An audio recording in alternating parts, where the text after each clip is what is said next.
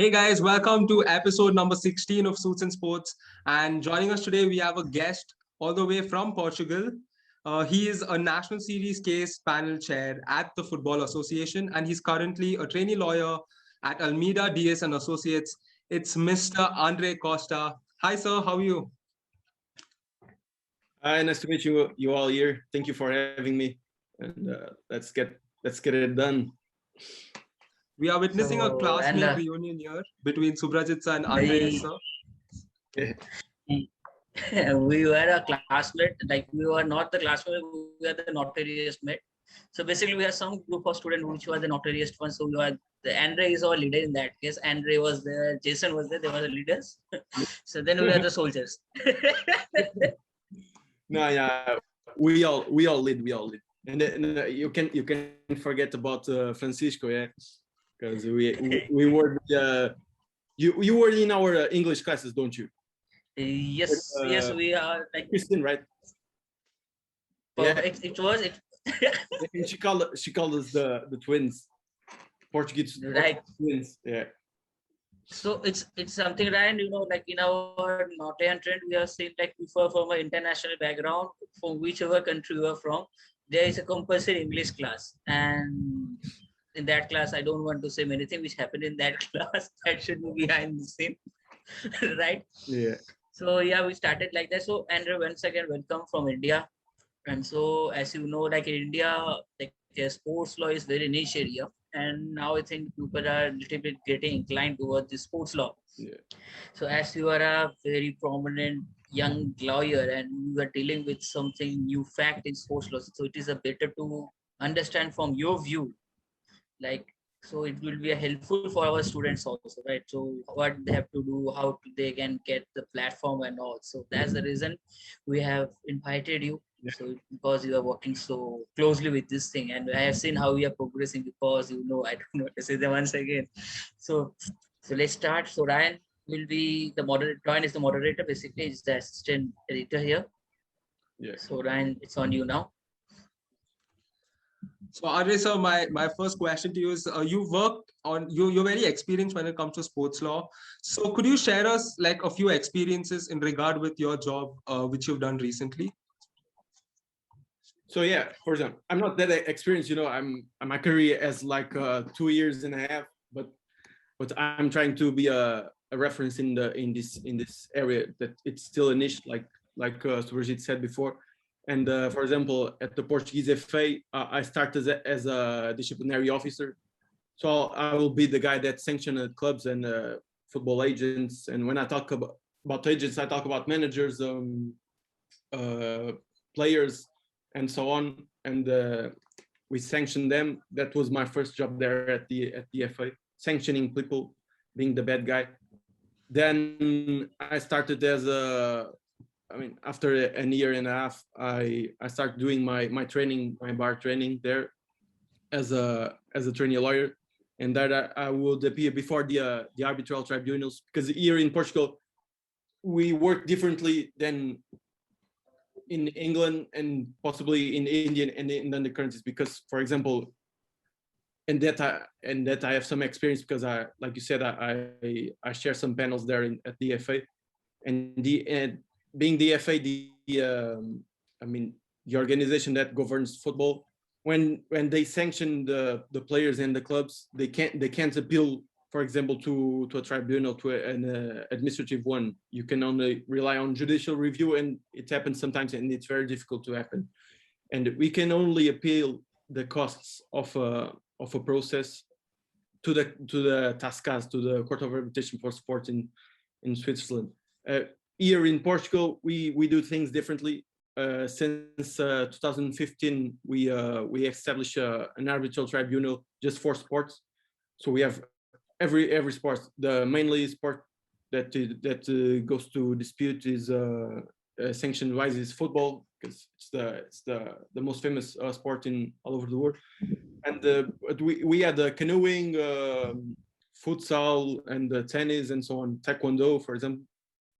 And then we work before those arbitral tribunals, and then if we lose, or the counterpart can appeal to the administrative until the top, until they can't appeal anymore, and the top of the top, where you can go is the supreme one, the Supreme Administrative Tribunal Court.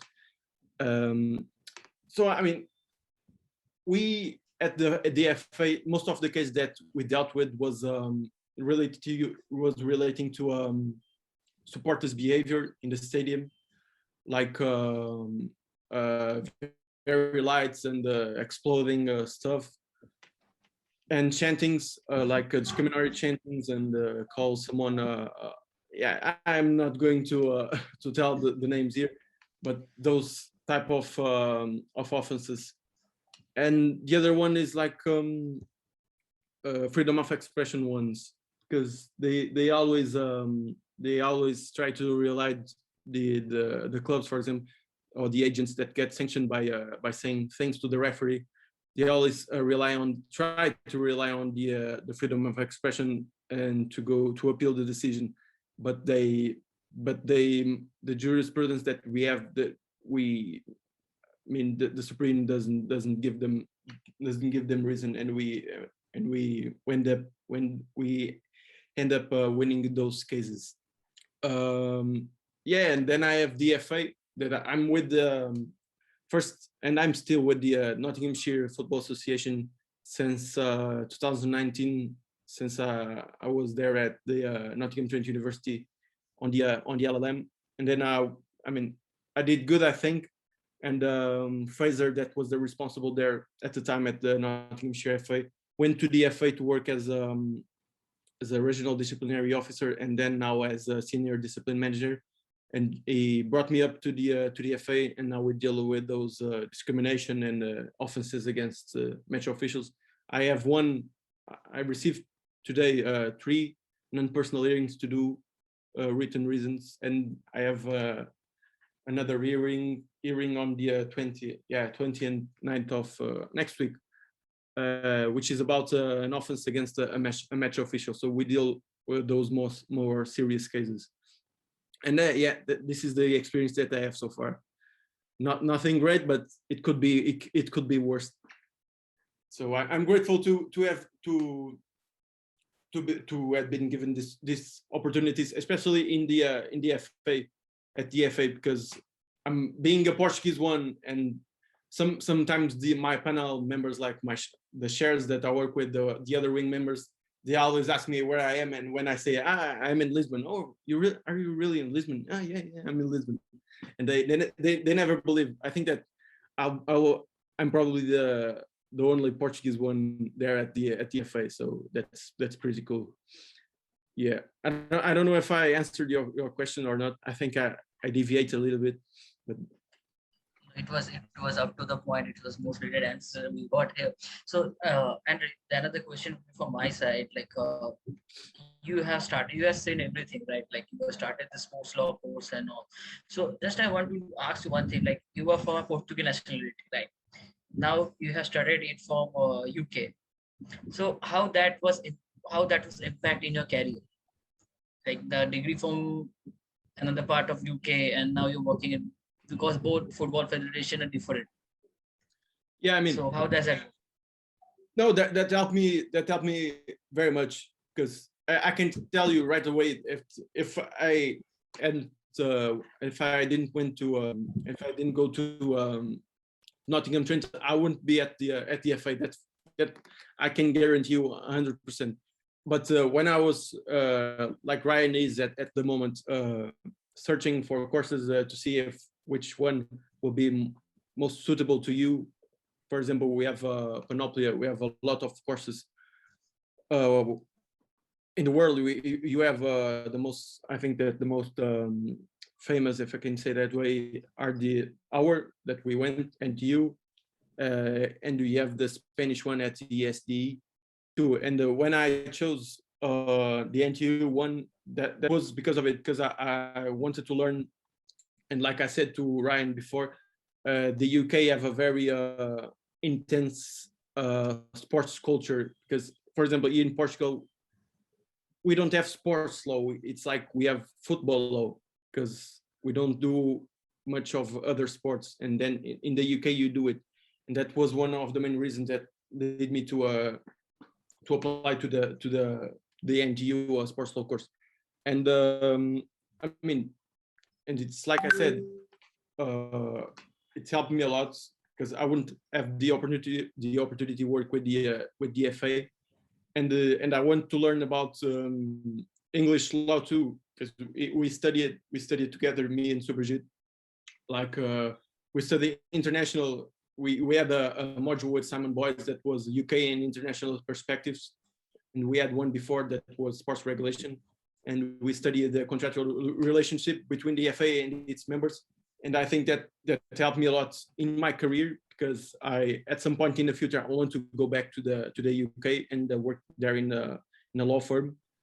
There's a law firm that I absolutely love. The work that they do and the publicity, the way that they mark themselves.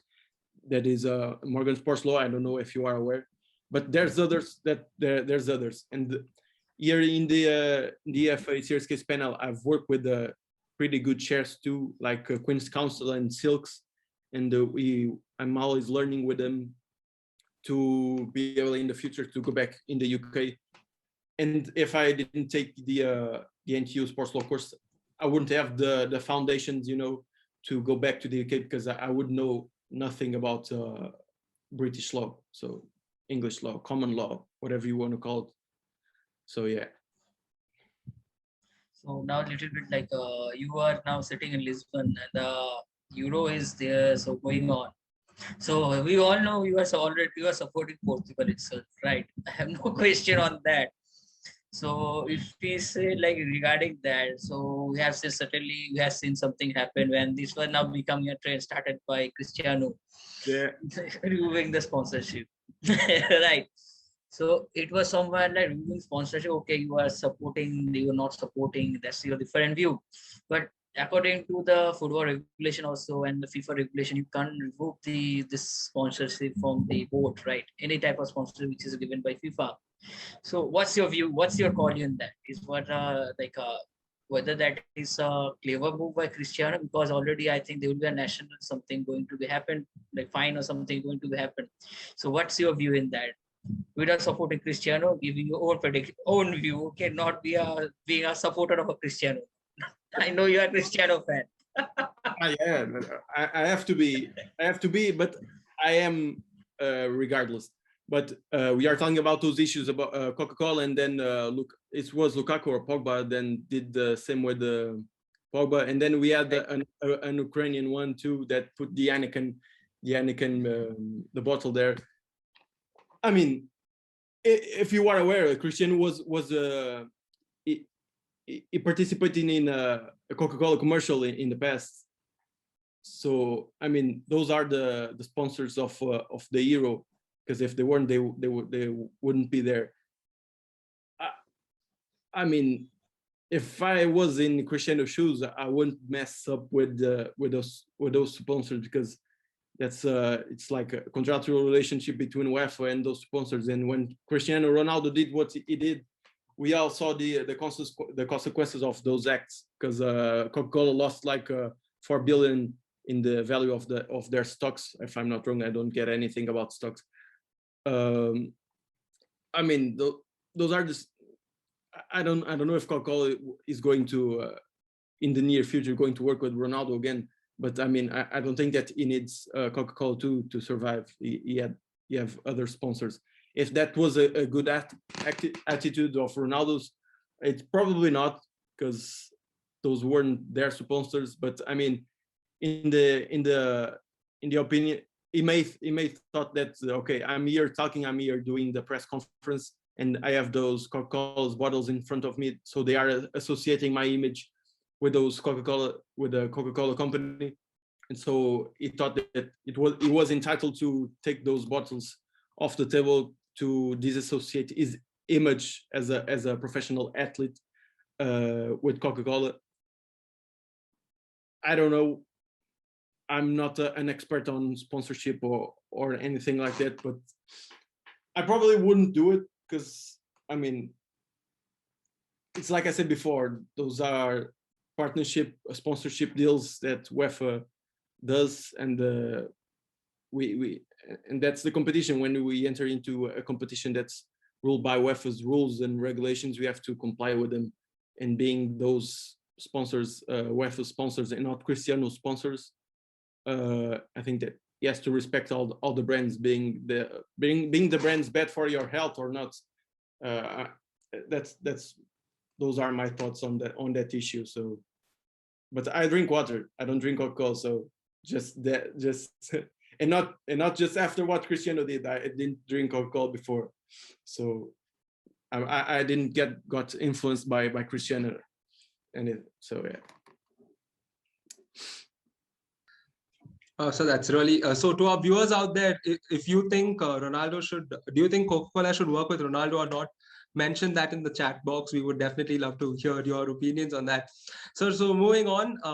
So by the way, for the record, in regard with my initial question, beautiful answer. Trust me, it was very interesting to know about your experiences in regard with, especially working so closely with the national team. It's actually a brilliant experience to listen to.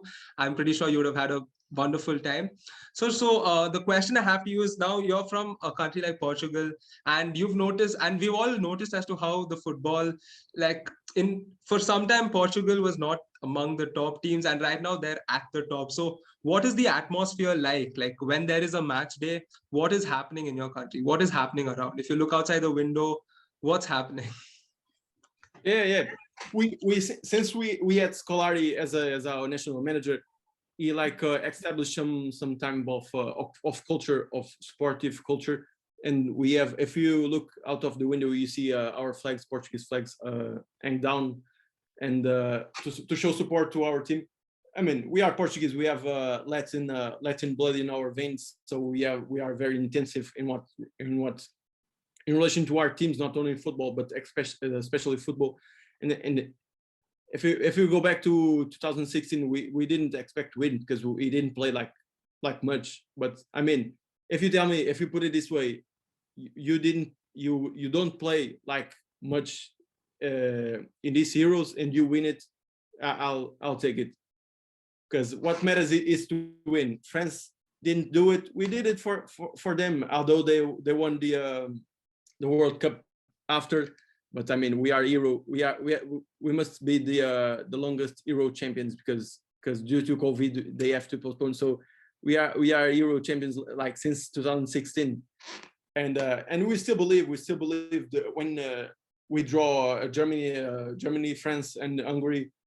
Hungary not so much, but for example, if you look back to the group stage at Euro 2016, Hungary we just scored 3 points.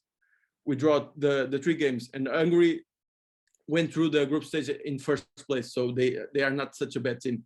But and we always believe.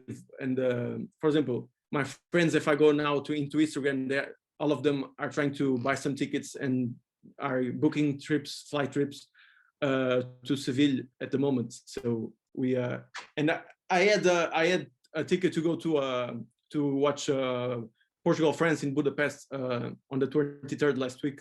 But I mean, they demanded a PCR test, and I couldn't stay there for more than 2 days, and it will be very expensive. But I mean, like I said, my friends, now we have the Qatar World Cup next year, and I'll be there for sure. But now answering your question, I mean, that's part of us. We are, like I said, Latin blood. It's like the Spanish ones and the South American folks. We vibrate. We live football intensively, and we have high expectations to this Euro. Let's see how it goes with Belgium. And one thing that is good that the match is going to be in Seville is that it's expecting to be like 41 degrees there, and Belgium, and especially Kevin De Bruyne, possibly won't play so good with that weather. So we possibly can rely on the weather to give us the game. So yeah. So in this case, I want to ask you one small thing, which was like the last match, it was France versus Portugal, and it was a tense scenario, right? And we know, like, once because I was also watching the another side, Hungary and Germany, what's in that, because full numerical was going to be changed if Hungary or like that game was somewhere like Germany is out, like Hungary was getting draw or somewhere is out. Full scenario is going to be changed. So, what was the intense scenario? What happening to your community? What was the scenario? What was there in your neighborhood? It was crazy, and I can give you my example. At first, like 15 minutes, we were just watching a Portugal game against France, and then when we knew that Hungary was winning, because they won the last game against France, they tied against France, and that's a very good accomplishment. And when we knew that they were winning, I mean, we put the computer side by side with the TV, and we were watching the two games, like Germany, Hungary, on one side, and Portugal and France on the other side. And that our game was mad, and their game was mad. I mean, those two games were probably the best games at this Euro stage so far. Because I mean, Hungary was winning, then they tied. Germany tied. Germany scored the 2-1, and Hungary in the final minutes tied. And I was hoping that Hungary to win their game and us to win ours, then we'll go to on the first place and they on the second, and I think France will go on the third place. But I mean, it is what it is. We also went through on the third as the third place in 2016, and we ended up winning the Euro. So maybe it's a good thing ending the group stage on the third place. So let's see what the future holds.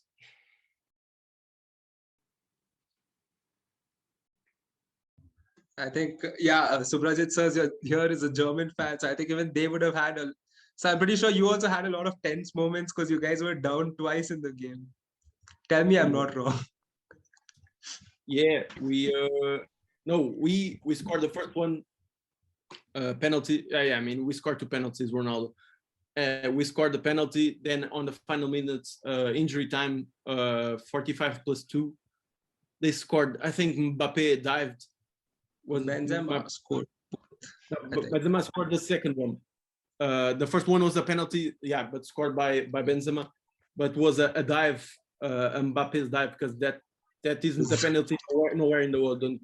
Don't try to. That wasn't a penalty, but never mind. And then Benzema scored in the early minutes of the second half, and then we scored again a penalty by the greatest of all time, Cristiano Ronaldo. And without Bruno playing the full game, like without Bruno playing properly. So yeah, but we could have. To be honest, Bruno isn't playing much. I mean, we had to get rid of William Carvalho because he wasn't playing enough.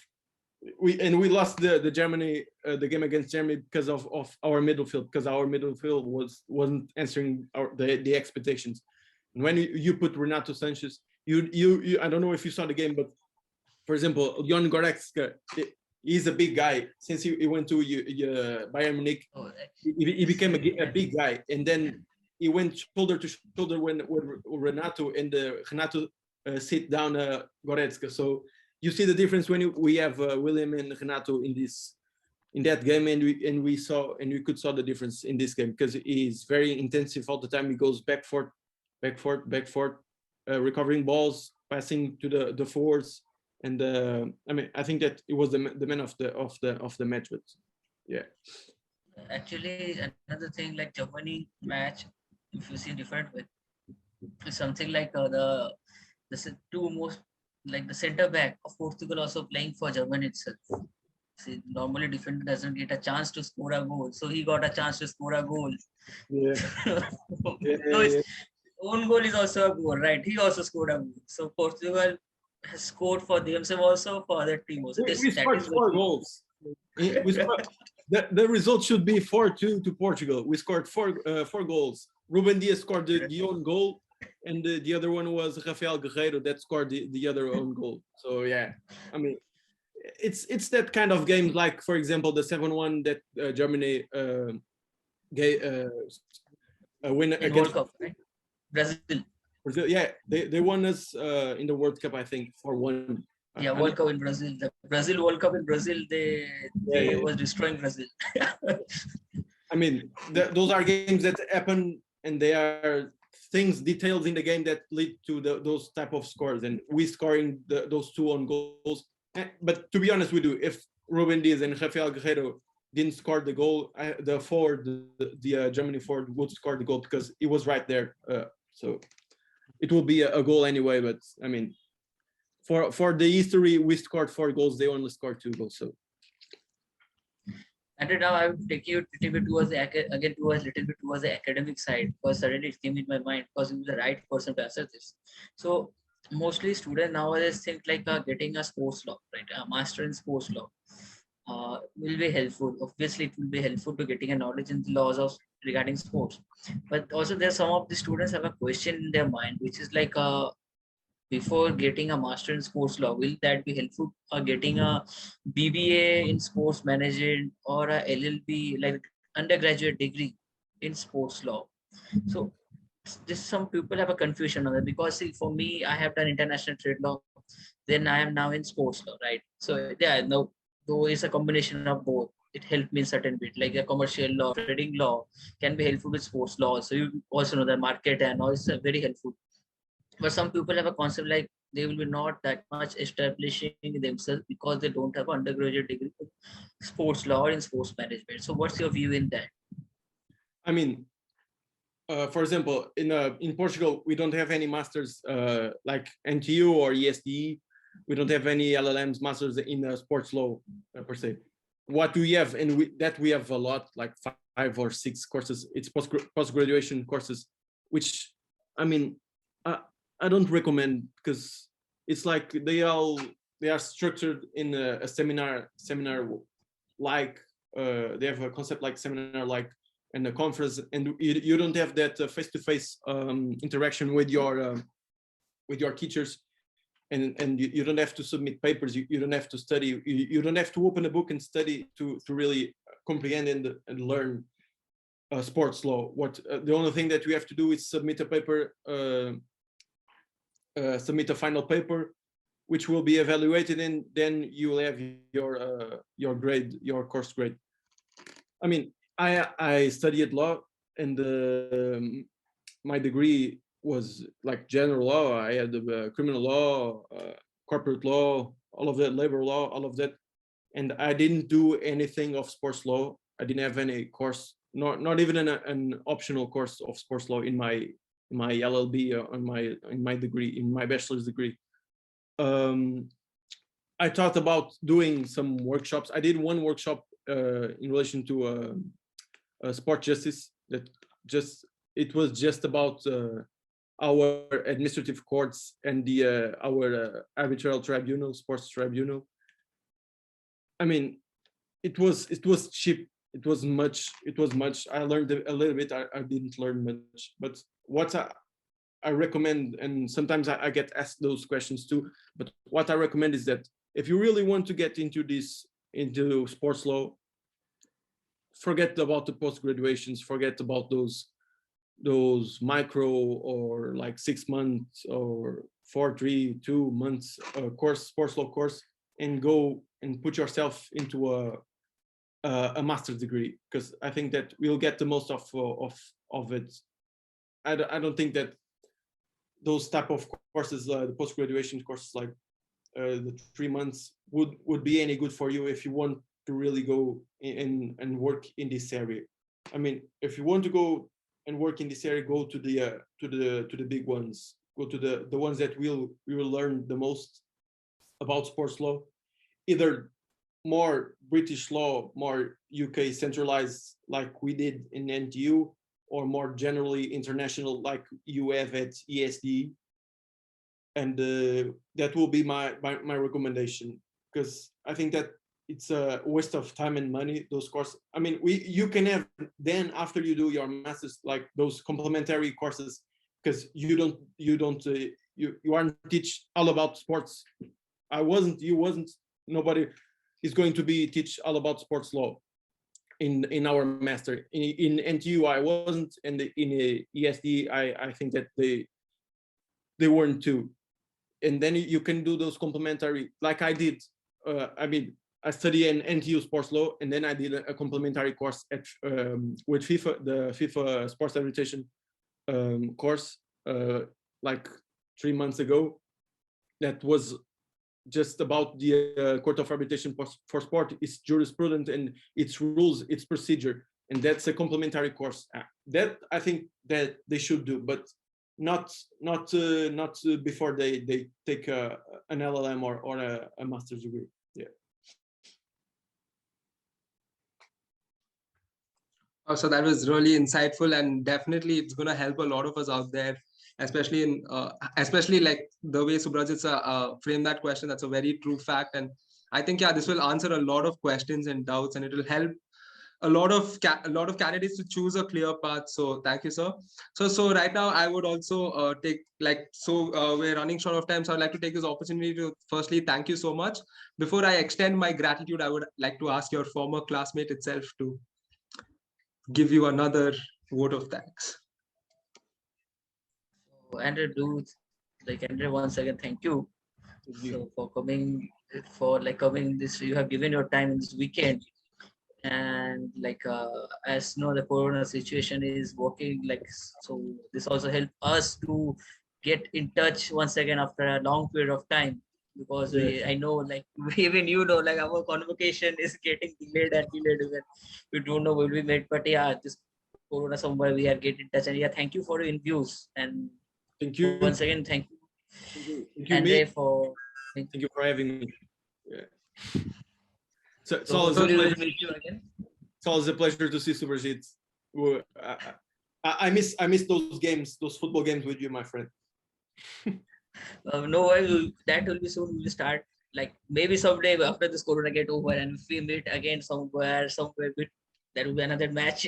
Because then Andrew was a midfielder and I was the defender, and I used to slice a lot.